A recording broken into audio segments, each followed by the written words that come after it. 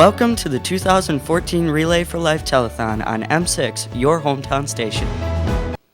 Hello and welcome back to the 2014 Relay for Life Telethon here on M6, your hometown station.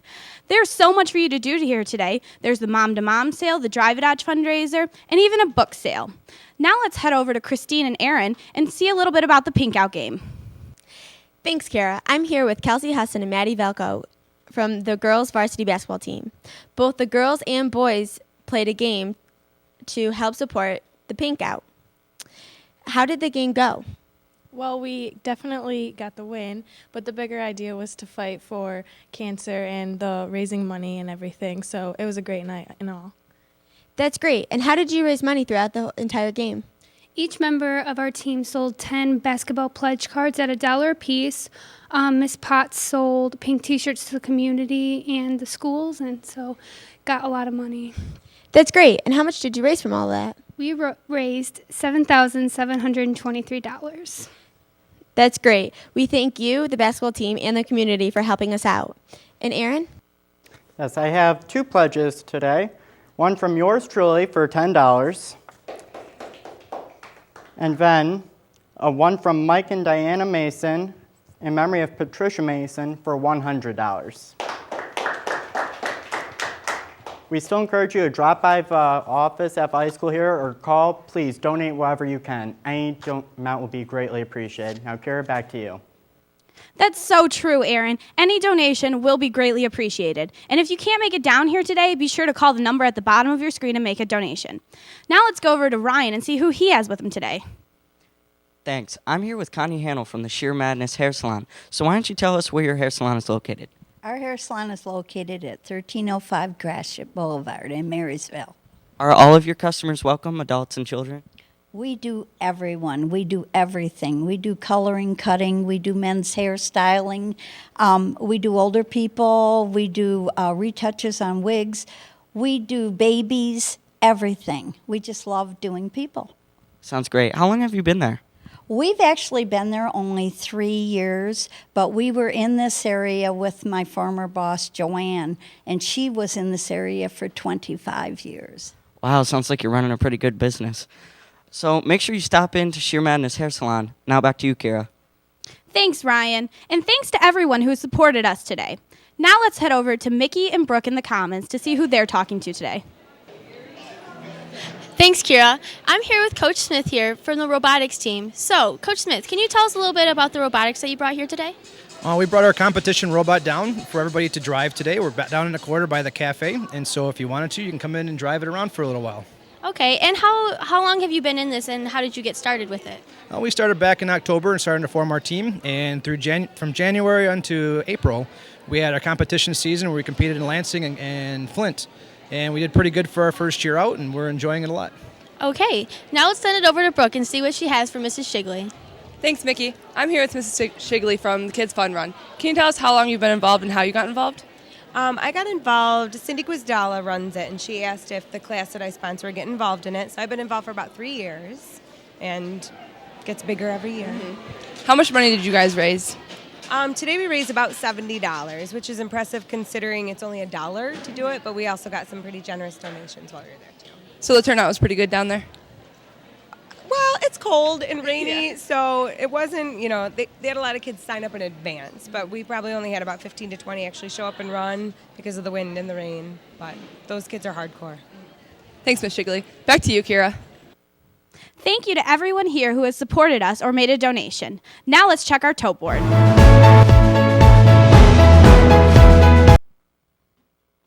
Our previous total was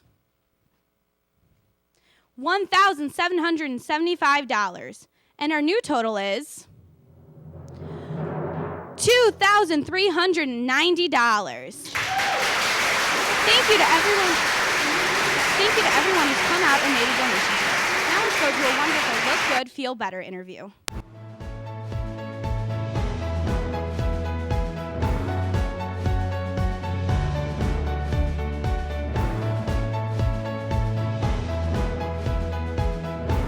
Welcome to the 2014 Relay for Life Telethon on M6, your hometown station. Thanks for joining us for the Relay for Life Telethon on M6, your hometown station. Joining me now is Kelly DiNardo from Port Huron Hospital's Look Good, Feel Better program. Thanks for joining us, Kelly. Yeah, thanks for having me. So first off, we want to know, can you tell us a little about the program, about what Look Good, Feel Better actually is? Sure, it's a free program for women that are currently undergoing cancer treatment. So it's a hands-on program where women come in and they learn how to care for their skin and get some beauty tips that'll help them manage the side effects of chemotherapy and radiation. Mm-hmm. Oh, that's really nice. This is a little sample of one of the wigs that we have, and we're also very fortunate we have a lot of hats and scarves that we give women and some hats. So when they come in, we send them home with a whole bag full of things to help them feel better. Oh, okay. Now, how long has the program been active?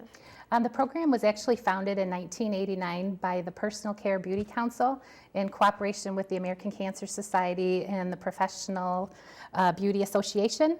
And they actually gather free cosmetics that make up the makeup kits. So when the women come in, they get a kit like here in this bag with about $200 worth of makeup in the kits. Wow, really? And where do you guys usually meet when you have these programs? We meet on the fourth Thursday of every month at 6 o'clock at the Port Huron Hospital Jefferson Building, which is located on the corner of 10th and Washington in Port Huron. I'm about 2 blocks west of the hospital. Okay. And how many patients participate each year? We have about 60 women that come in through the Look Good, Feel Better program, as well as I can meet with women one-on-one to just do a wig consult. Okay, and now that you said that it's a free program for patients who are going through chemotherapy and stuff and like other cancer things, now how is the program funded? The American Cancer Society sponsors the program, and they work with the Beauty Council to get all the makeup that they make the kits with. Okay, and do you have any financial partners from the cosmetic industry?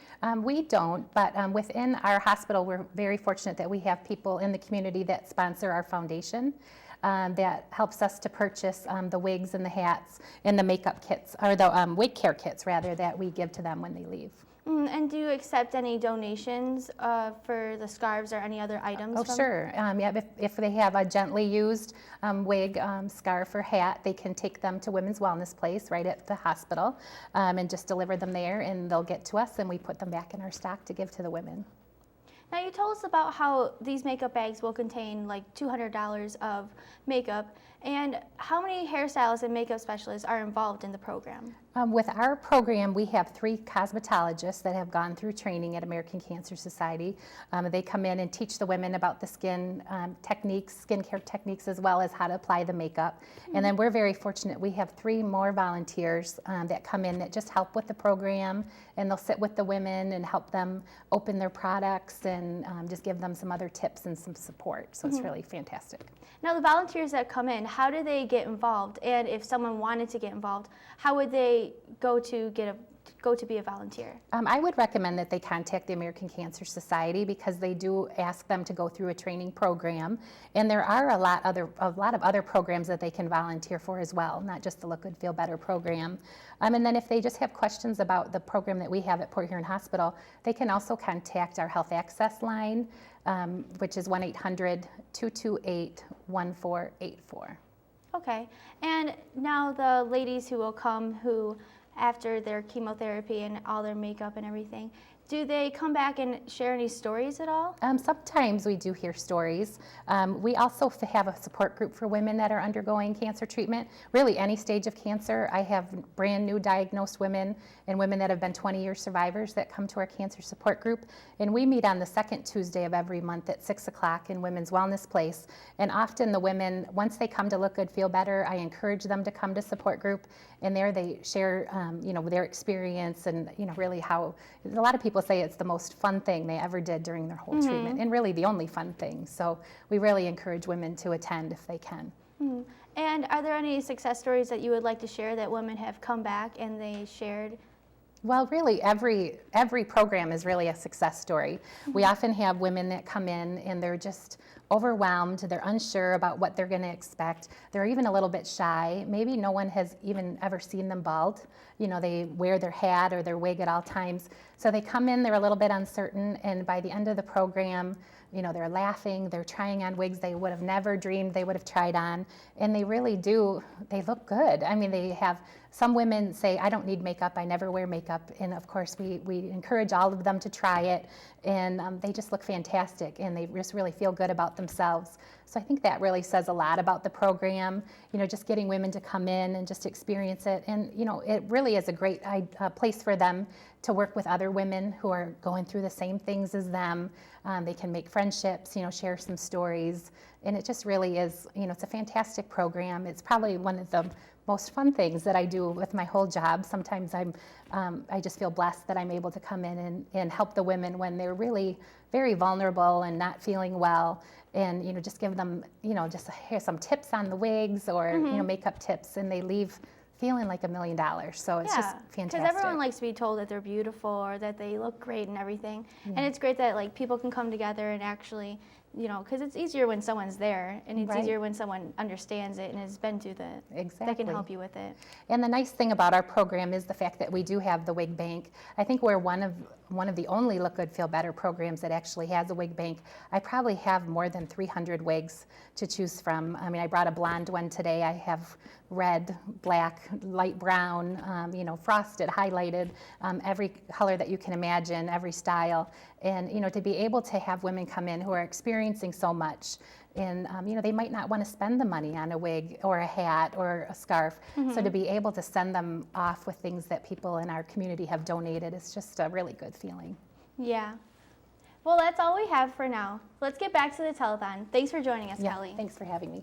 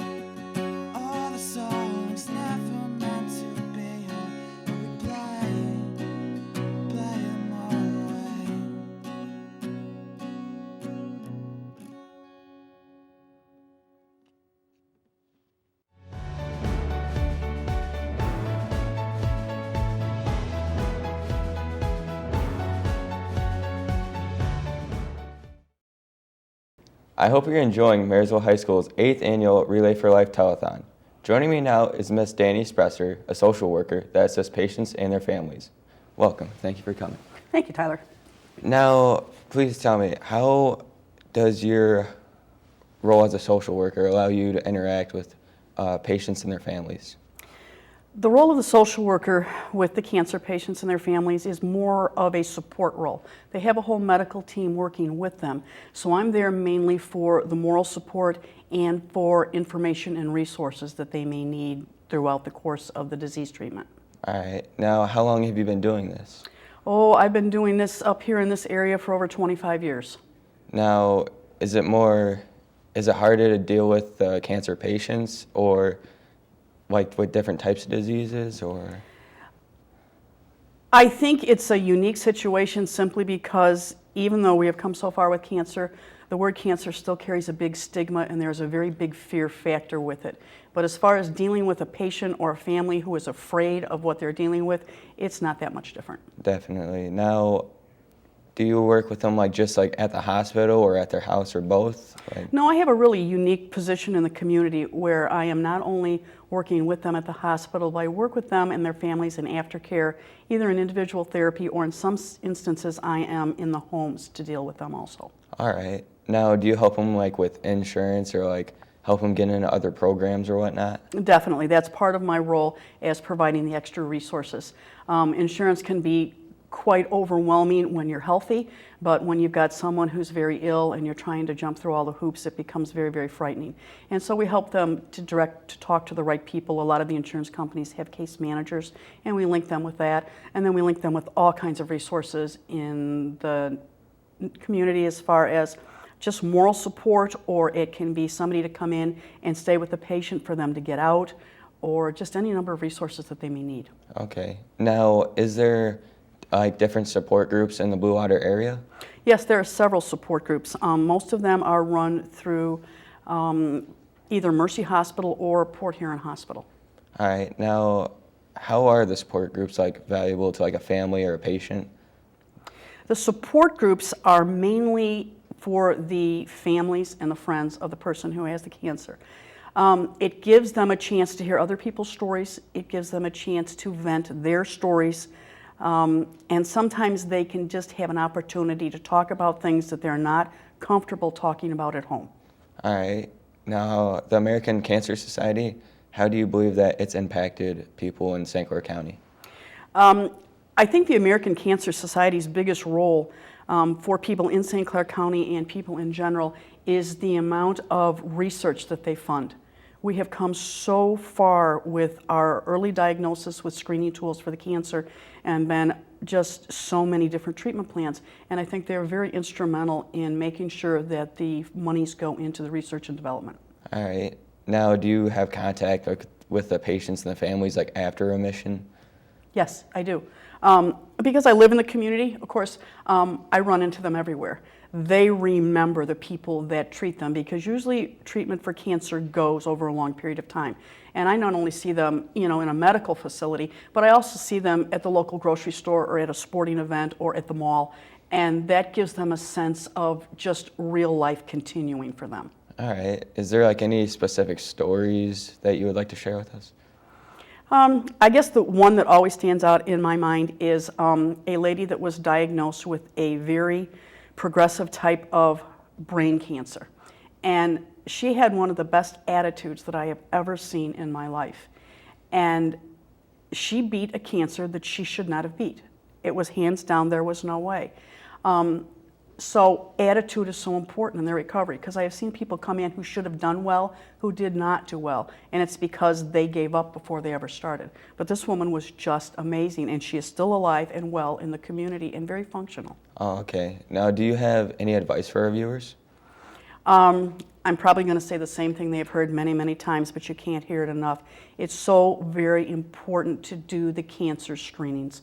One of the reasons we are being so successful with our cure rate and our remission rate is because people are going in and having the testing done to see if they have cancer. Don't let something go. If something's not normal, have it checked out, because we are doing really, really well with longevity post-cancer diagnosis if we get that early diagnosis. All right, well, thank you for coming in again. It's my pleasure. Thank you very much. Now back to the telethon.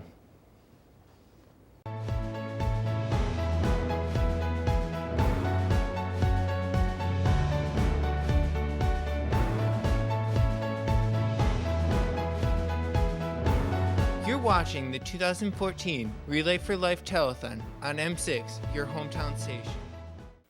Hello and welcome back to the 2014 Relay for Life Telethon here on M6, your hometown station. What a wonderful social worker interview. There's still so much for you to do today. There's the Mom to Mom sale and the Drive a Dodge fundraiser where Blue Water Chrysler will donate $20 for every test drive. Now let's head over to Aaron and Christine to see who they are talking to today. Thank you, Kira. I'm here with Communication Arts teacher and network executive of M6, Mr. Kirk Smith, who is in charge of putting this telethon together. So what has M6 been doing as far as preparation for the telethon? Well, first, thanks for the promotion, Aaron. That was nice. Actually, our students have started about a month ago, end of March, we started doing interviews. We've done musical segments, as you can see. We've done interviews with medical professionals, people from the Cancer Society, and the cancer survivors and the caregivers interviews are so inspirational. So for our students, that's a pretty busy month. Yes, that is a lot. It definitely is a lot of work. Why is a reason for the telethon? Well, that's a good question. Certainly, we all know someone that's battled cancer or is battling cancer. It's in our families, it's in our schools, it's in our neighborhoods, it's in our churches. So it's a very important cause to all of us here. But Mrs. Taylor and Mrs. Schmarl started the Relay for Life team about 10 or 12 years ago at the high school. And 8 years ago, our Comm Arts department, we decided to see what we could do to make it fit in. And boy, what a expansion it's been. The growth is amazing. Students are doing an awesome job. Year after year, we just try to keep making it a little better. Yes, so for 8 telethons, do you think it actually has been getting better? Oh, I think it's certainly gotten more money each year. Our first year, we were a little nervous the night before our first one to see if it was going to work or not, and we ended up with $4,800, and we were pretty pleased with that. Last year, we ended up over $17,000, so we'll see what today brings. It's all up to our community, who does a great job supporting us. Yes, let's see if we can go and get 18. Christine, let's see what you have as far as pledges. I have a pledge card today from Mike and Diana Mason for $100 for Carol Kaiser. We encourage you to keep calling the number at the bottom of your screen or coming into the high school to make more pledges. And thanks, Aaron, for all of our great support here. And thanks for everyone who stopped by here or made a donation. And we encourage you to keep calling in and making a donation. Now let's head over to Ryan and talk about the Mom to Mom sale. Thanks. I'm here with Mrs. Nurnberg, helping run the Mom to Mom sale downstairs. So why don't you start us off by telling us what it is exactly? A Mom to Mom sale is a great opportunity for moms to get together and to sell the items that they no longer need and newer moms to buy those items. So it's just a great chance to get together, get rid of some stuff we don't want, and get some new stuff that we need. So what kinds of things are going on downstairs right now? Oh, there's a lot of moms down there. The whole academic wing is full of moms selling items, and I know that people are just really contributing and making a nice donation to the American Cancer Society. So have you had a lot of customers today? Yes, thankfully I've gotten rid of lots of my little boy stuff, and we've done really well today. It's been really great. Lots and lots of people coming through. So hopefully more will come out this afternoon. That's exactly right. So come on down to the high school and check out the Mom to Mom sale. I'm going to send it back to Karen now. That's so true. And thank you to everyone who has stopped by. And if you can make it down here, we encourage you because there's still so much going on. Now let's head down to the Commons to see who they have with them today. Thanks, Kira. Joining me here is Judy from the Craft Show. Can you tell us where the Craft Show is located? Craft Show is located in the Commons area. I'm the very first one by the parking lot door. And what are you guys selling? We're selling jewelry and crocheted products that I make myself. And how much of the proceeds are going to Relay for Life? Proceeds will give a healthy chunk. Over to Mickey. I have Kelly here from the Drive a Dodge outside. So, can you tell us a little bit about the cars that you brought here for us today? We brought the compact vehicle, the Dodge Dart, the sports car, Dodge Charger, the SUV, Dodge Durango, and the minivan Dodge Grand Caravan, as well as the Dodge Avenger. Oh, awesome. And will you tell us how much is going to the Relay for Life for every drive? For every test drive, we are donating $20. Okay. And how long have you been doing this into the Dodge company? I've been there a little over a year. Okay. Now we're going to send it back up to Kira to check the tote board. Thanks, Mickey. And thanks to everyone who has stopped by or made a donation. Now let's check our tote board. Our previous total was $2,390. And our new total is $3,410. Thank you to everyone who stopped by here and made a donation. Every cent counts. Now let's go to a wonderful physical therapy interview.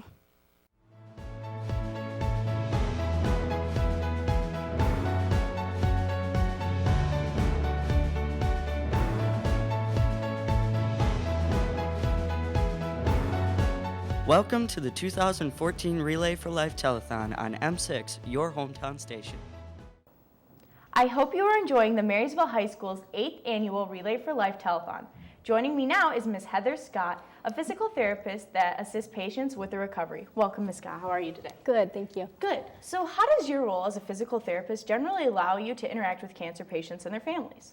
Well, in the years past, physical therapists haven't been all that involved in the recovery of patients with cancer because the recommendations were often for rest and to reduce activity. But in recent research, it's shown that physical activity and physical therapy not only can improve the quality of a person functioning, but also just general quality of life. Okay.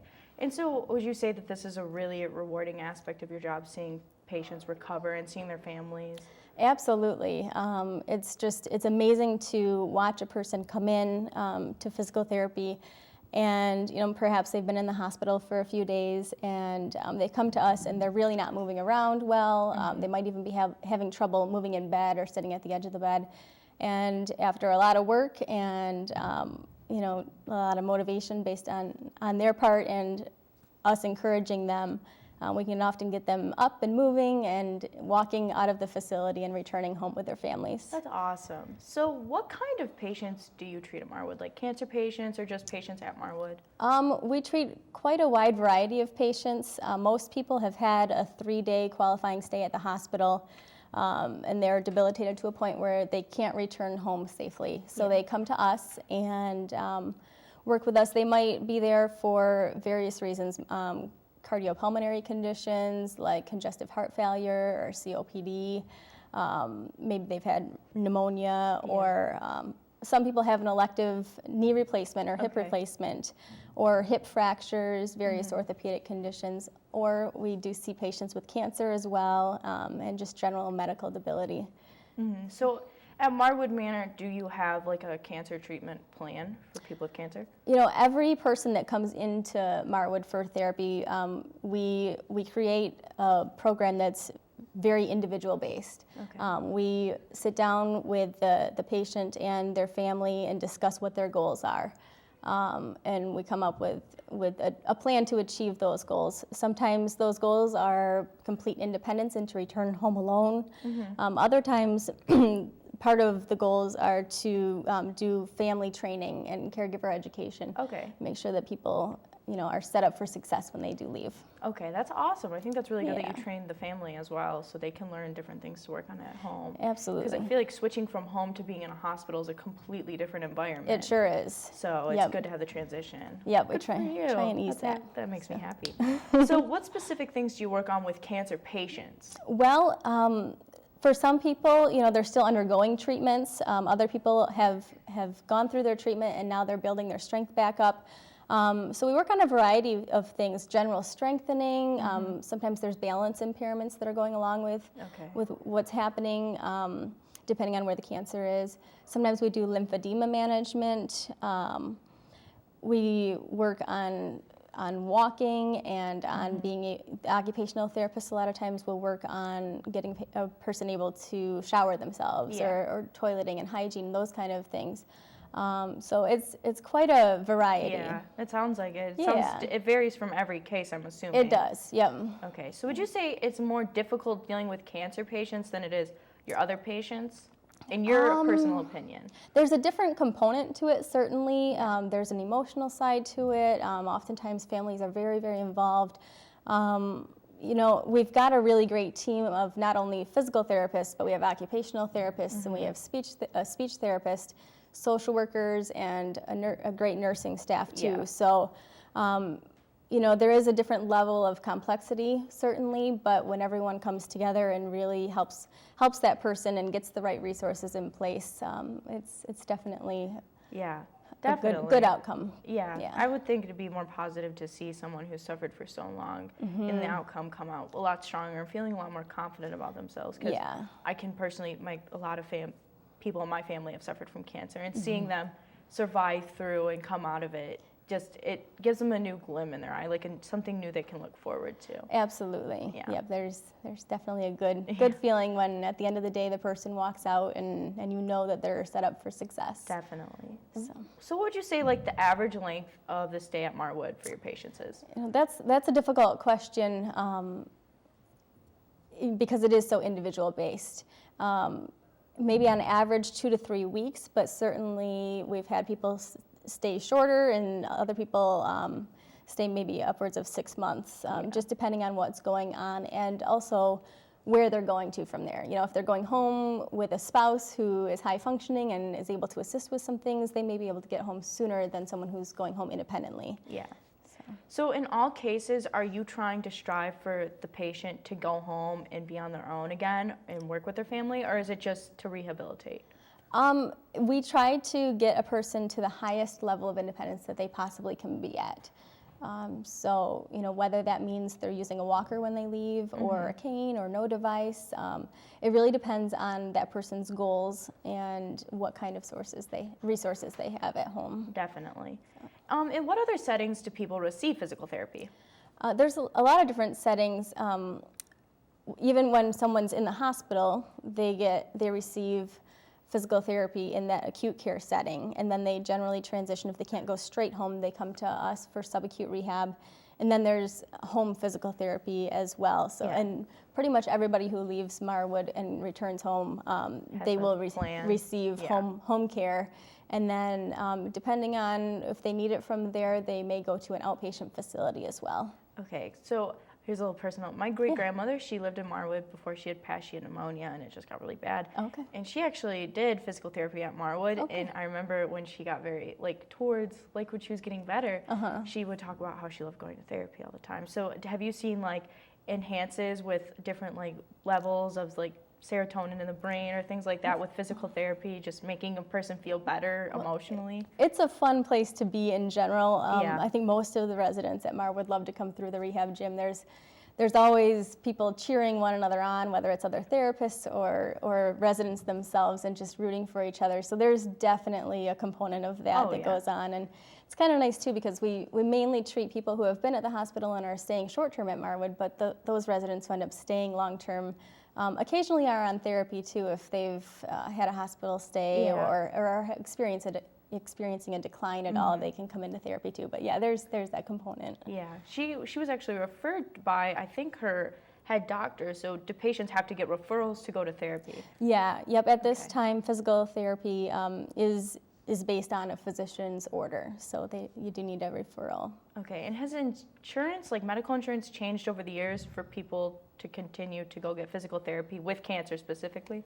In general, as far as insurance goes at Marwood, we can continue with a patient as long as they're making progress towards their goals, and they're very specific that the goals that we have should be functionally based. Yeah. But once people are home and that kind of thing, I've heard of some recent insurances that are actually stepping up to the plate and saying, hey, you know what, we recognize that physical activity is important. We're going to go ahead and pay for part of your gym membership, or things of that nature, which is wonderful to see. Definitely, because obviously they've found so many more positive benefits. That's great. Absolutely. So do you contact the patients for a follow-up after they're released from your therapy care? It's really nice to see. We have a lot of people who call us, 2 weeks after they go home, and they say, hey, I just wanted to let you know I did this today, and I didn't know I could do that, and things are going great. They might have further questions, so we do hear from a lot of them. We also have a reunion every fall, and we invite past residents who have come and gone home, and we usually get a great turnout to that, and it's fun because we just have like an ice cream social, and they come That's in cool, and share stories and how they've overcome. Yep. We get people coming in, just stopping in at least weekly, and sometimes we don't recognize them. We say, "Is that so and so?" Yeah, I can't believe how great they look. That's So really cool. It's nice. Yeah. Oh, I like that. Would you like to share any specific success stories you have?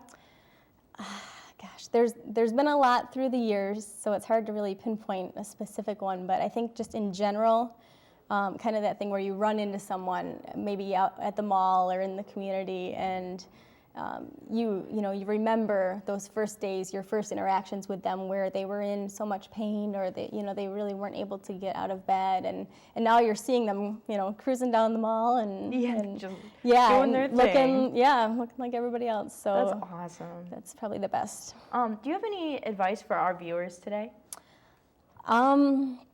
Really, just staying as active as possible, because we never know when we might be, when our health might go, or we might have issues. So staying as active as possible, keeping a positive attitude.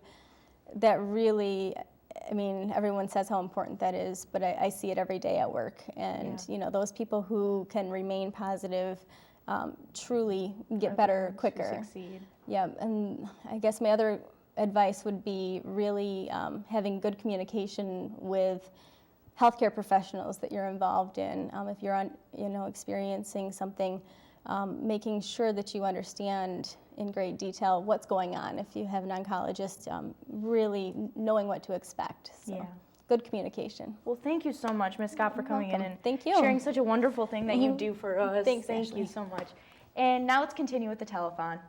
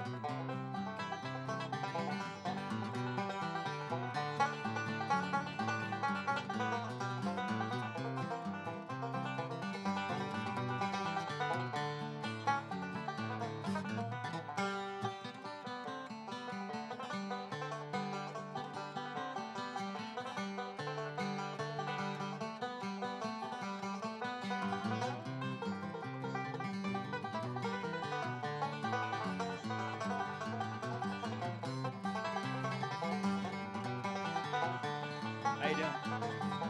Fine. And you? Just warming up.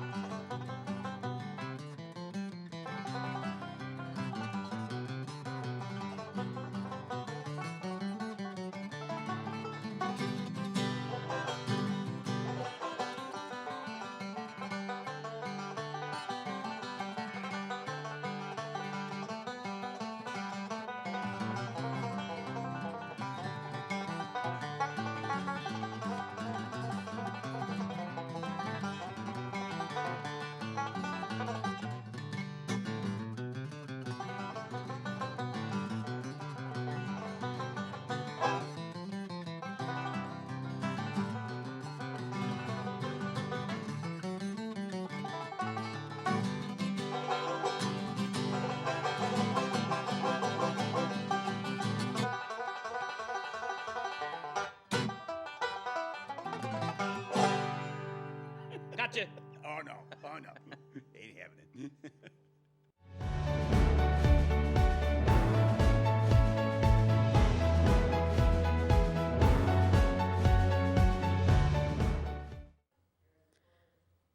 The 2014 Marysville High School Talent Show went off without a hitch this year. Many of the acts this year were not only talented, but also entertaining. But the main reason we do this is to help benefit Relay for Life. All profits earned through the talent show were donated to the MHS Relay for Life team. We asked Mrs. Saha, talent show coordinator, how much the talent show raised towards Relay for Life. This year's talent show was a fantastic success. We raised $1,370, and all of that goes towards Relay for Life. We then asked her why she chose to volunteer towards Relay for Life. The talent show is actually a student council program, so I 100% cannot take all the credit. We had lots of wonderful students and staff members that were helping out with that. But I personally like doing things for Relay for Life because I've had lots of family members that have been affected by cancer. I have a cousin right now that's currently battling a couple different types. So this is an issue that sort of touches my heart and makes me feel good that we can put this money towards a good cause. The MHS Student Council has done a lot this year to help benefit Relay for Life. We asked Student Council President Brooke Bennett how the talent show benefited the Relay for Life. The talent show benefited Relay for Life because all of the money raised goes towards Relay for Life, and I also believe that we raised awareness as well. We then asked her to explain what else Student Council has done this year to help Relay for Life. The main event that Student Council does that benefits Relay for Life would be the talent show because all the money goes towards that. And also some of the members of Student Council help sets up for the relay on the day of it. There were many entertaining acts which made the student body laugh and sing along. We asked talent show participant Emma Hodzinski what her favorite part about doing the talent show was. My favorite part about doing the talent show was being able to perform in front of the school and also help raise money for a good cause like Relay for Life. We also asked her why she decided to do this year's talent show. I decided to do the talent show because it seemed like a fun thing to do, like performing in front of the school, and it also helped raise money and awareness for Relay for Life and the American Cancer Society. Thank you to all of those involved in helping make this year's talent show a success. Without everyone's help, we wouldn't have been able to help our Relay for Life team. Remember to tune in on May 3rd on M6 to see this year's Relay for Life telethon.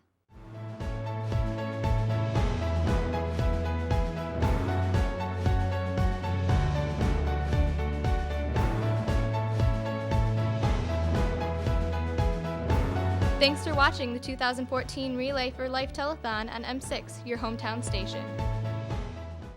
Hello and welcome back to the 2014 Relay for Life Telethon here on M6, your hometown station. What a wonderful talent show promo. There's still so much for you to do today. There's the mom-to-mom sale, the drive a Dodge, and even a book sale. Now let's head over to Christine and Aaron to see who they have with them today. Thanks, Kara. I'm here with Brooke Bennett, president of the Senior Class Steering Committee. I know that the seniors did versus staff games. How did that go, and how did you do? It went pretty well. There's a lot of people that participated, and I did all right. I just really took pictures. So That's great. How did you guys raise money, and how much did you raise? we raised $700, and every person that came to the game had to pay $1, and also every senior that participated also had to pay $1 as well. That's great. We thank you, the seniors, and the staff. Who won? I'd say the students won, but it really wasn't that fair, so I'm not really sure. Well, that's great. Thank you for coming up here. And Aaron? Yes, I have one pledge from Kirk and Eileen Smith in memory of family members for $100. I'm begging of you, please, just give where you can. Just pick up the phone and call. And now, Kara, back to you. Thanks, Aaron, and thanks to everyone who's made a donation or come up here today.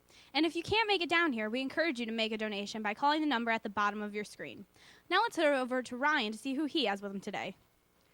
Thanks. I'm here with Snow White. She's running the Princess Tea Party upstairs. So why don't you start us up by telling us who came up with the idea? Well, the idea for the Princess Tea Party came from Mrs. Wittenberg and Mrs. Hag. They're big Disney princess fans, and they've seen this done in the past. They thought this would be a great way for us to raise money and to make the day of some great little girls in our community. Sounds great. What kind of princesses are there? Well, I, Snow White, am there. We have Anna and Elsa from Frozen. We have Merida. We have Belle. We have Pocahontas, and Fairy Mary. And what's going on with the Princess Tea Party here at Marysville High School? All of the princesses that come join us today are getting their hair professionally done and their own crown. They're getting their nails done, and then they're sitting down for tea with the princesses. And we're having tea and cookies, and Anna and Elsa are teaching them how to build a snowman. Sounds like a lot of the girls are having fun with that. Well, thanks, Snow White, and we'll send it back to Kara. Thanks, Ryan. And now let's see what's happening in the Commons today. Thanks, Kira. I'm downstairs with Princesses Elsa and Anna, and they're going to tell us a little bit about the Princess Tea Party that's going on. So, Princess Elsa, will you tell us about how much it is for the Princess Tea Party? It's $15, and the little girls, little princesses, are coming and getting their hair done and their nails done, and then they come and have cookies and tea with the princesses. Oh, that's really nice. Can you tell us anything more, Princess Anna? Each princess is able to have their picture taken with all of the different princesses that are here. We have Pocahontas, we have Snow White, we have Merida, we have Belle from Beauty and the Beast, and of course, Elsa and myself. Oh, and Fairy Mary. Fairy Mary Fairy is here Mary as well. is here as well. All right. Now we're going to send it over to Brooke and see what she has for us. Thanks, Mickey. I'm here with Michaela from the book sale. Can you tell us how you got involved in today's events? One of my teachers, Miss McLaughlin, she actually came to me one day and said she wanted to see if I would be interested in book club, and of course I said yes, and here we are. How did you guys raise the books for today's book sale? We had a competition between the first hours at the Marysville High School, and the students brought in books, and that's where all the books came from. And how much are the books?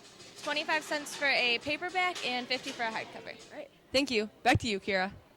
Thanks, Brooke. There's still so much going on, and there's so much fun stuff to do. There's the Princess Tea Party, like we already mentioned, and a mom-to-mom sale, and even the Drive a Dodge fundraiser. Now let's check our tote board. Our previous total was $3,410, and our new total is $5,500. Who's come here or made a donation. And like we said, if you can't make it down here, we encourage you to make a donation by calling the number at the bottom of your screen. Now let's enjoy a wonderful dance from our staff at our talent show.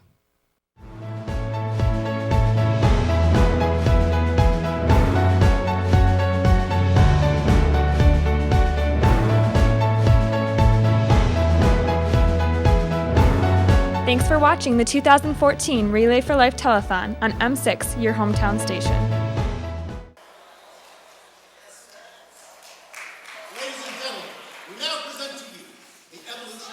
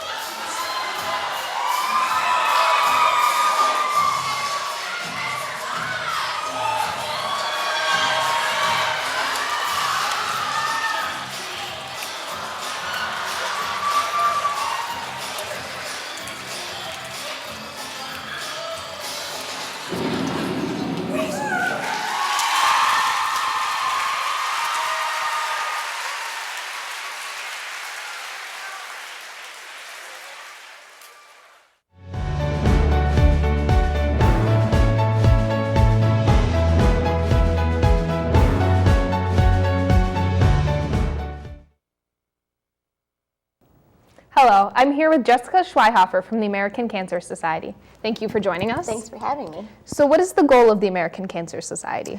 Our goal is to make sure that we're saving lives by helping people get better, stay better, by finding cures, and by fighting back. That sounds like a lot, yeah. But I feel like we'll talk about it more as we continue to discuss today. So what is your role at the American Cancer Society? I am a senior manager of Relay for Life, and basically what that means is I get to work with some really fun local staff partners and really talk about all the smart different ways that communities are fighting back through Relay for Life. And then my staff go out and engage volunteers in the mission and raising money to help us fund that mission we were talking about. So is Relay for Life your biggest event during the year? It is the biggest event nationwide. It's the largest fundraiser for the American Cancer Society and the largest fundraising event across the country and throughout the world. It sounds great. Besides the Relay for Life, what are some other fundraisers that your group does throughout the year? Well, my staff primarily works on Relay for Life, but the American Cancer Society has a bunch of different fundraising avenues, one of which is in St. Clair County, which is the Making Strides Against Breast Cancer Walk. And unlike Relay, which goes to support all different kinds of cancer, the Making Strides Against Breast Cancer event just goes to breast cancer. So people who are particularly interested in just the fight against breast cancer would be involved in that local event, and it's in Port Huron at the community college. Okay. I understand the Cancer Society did a study a few years back. Can you tell us a little bit about that? Yes, Cancer Prevention Study 3. It was an ongoing study done across the nation, and we were seeking to enroll people between the ages of 30 and 60. And essentially, you did a little blood draw on site and at Relay usually, and then a waist measurement and a long health history to kind of see what kind of cancer risks you have been exposed to through the course of your life. And then you're enrolled in the study. Until the end of time, essentially. Every few years, a new study gets sent just to see if anything has changed in your health history. We're really excited about it, about how many people. There was 300,000 people across the nation who enrolled in this study, which is really exciting. And it's not our first study of that kind. We started our first study in the 1950s with the Hammond-Horn study. And in that study, we discovered the link between smoking and lung cancer. So there's been all sorts of things that have happened. And Cancer Prevention Study 2, which we enrolled a few decades ago, we're still actually actively studying the data, and still some new discoveries are happening as a result. So we're really excited to see what Cancer Prevention Study 3 holds. In Port Huron, like at the Port Huron Relay for Life, we were lucky to have local residents who were able to enroll in the study, which is really exciting. Wow, it sounds like a great program. So besides research activities, can you give us a little better understanding of how the money raised is used to help? Sure. There's programs and services available in our local community. Both Mercy Hospital and Port Huron Hospital have the Look Good, Feel Better program, where women can go and learn how to hide the treatments and the side effects of the treatments that they receive through their cancer. They receive a really high-end makeup kit where they learn how to redraw their eyebrows, they get fitted for wigs, and they get taught how to use all those fancy turban things and such. I don't think people realize until they've been on a cancer journey what it feels like to not only not feel well, but not look well either. And so it kind of really helps them feel like they can go out in the community and not feel embarrassed about what the treatments have done to them. We also have a cancer resource center at Port Huron Hospital where people who are seeking treatment can go into the Lang Library and receive different materials available from the American Cancer Society to learn what other resources we have available. We have an 800 number that's available 24 hours a day, 7 days a week, 365 days a year, where if it's 2 o'clock in the morning and you have questions about your diagnosis, or your caregiver has questions and they're worried and their doctor isn't available at 3 o'clock in the morning, they can talk to a trained medical professional at the American Cancer Society to help get their questions answered. Those sound like some really great programs. So does the money that's raised locally stay local? That is a really good question. And I think when we talk about local programs and services that do happen in our community, it's kind of a funny question to answer because dollar for dollar, not necessarily, but we're lucky that cancer research is done a lot in the state of Michigan, but it really doesn't matter where it's done, it still helps us locally. When if a cure is found in Oregon, it's still going to help residents in the state of Michigan or in St. Clair County. So it does. We certainly have a lot of programs and services, but sometimes we have to bring the dollars where the research is. Yeah. So do you have any memorable stories about someone that you worked closely with that has gone through cancer and survived? That is a really great question. I feel like I used this example last year, but she's still my favorite, so I'm going to talk about her again. I will not say her name, but she is a local resident in St. Clair County, and when I used to be the local staff partner here, she was that person who had questions all the time. She was calling, but helped me learn what I was doing really quickly. But she was unfortunate in her journey that she didn't have good enough health insurance to support her diagnosis, and she ended up losing her home, and a lot of things happened as a result. But this lady had the most positive attitude of anyone I had ever met. Every time I talked to her, something else was happening in her life because she was diagnosed more than once along the way. Oh, wow. And her attitude was just amazing, and I really feel like that's why she's still alive and kicking today, is because she was just like, I'm not going to let anything stop me. That's great. So do patients who survive cancer generally come back to support the Cancer Society events? We have no measurable necessarily, but we do find that our most successful teams, like our fundraising teams for Relay, tend to be people who someone on their team is a survivor, and so they want to rally around them and say, like, I think when people or families receive a diagnosis, they feel really helpless and they don't know what they can do. And I feel like it gives you some power back in what you can do in the big fight against cancer. So where can people get more information about the American Cancer Society? They can call us at 800-227-2345, or they can visit us at cancer.org. Okay, thanks for stopping in today. We wish you the best of luck in your new job at the Cancer Society. Thank you. And now back to the relay.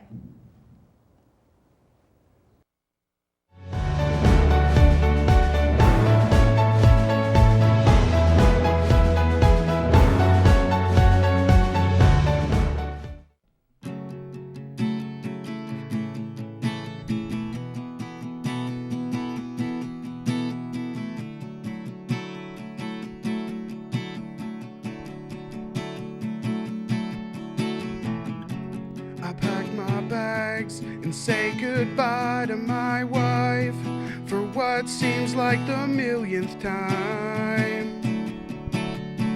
They said it gets easier, but they lied. She looks at me and says, really, baby, I will be just fine.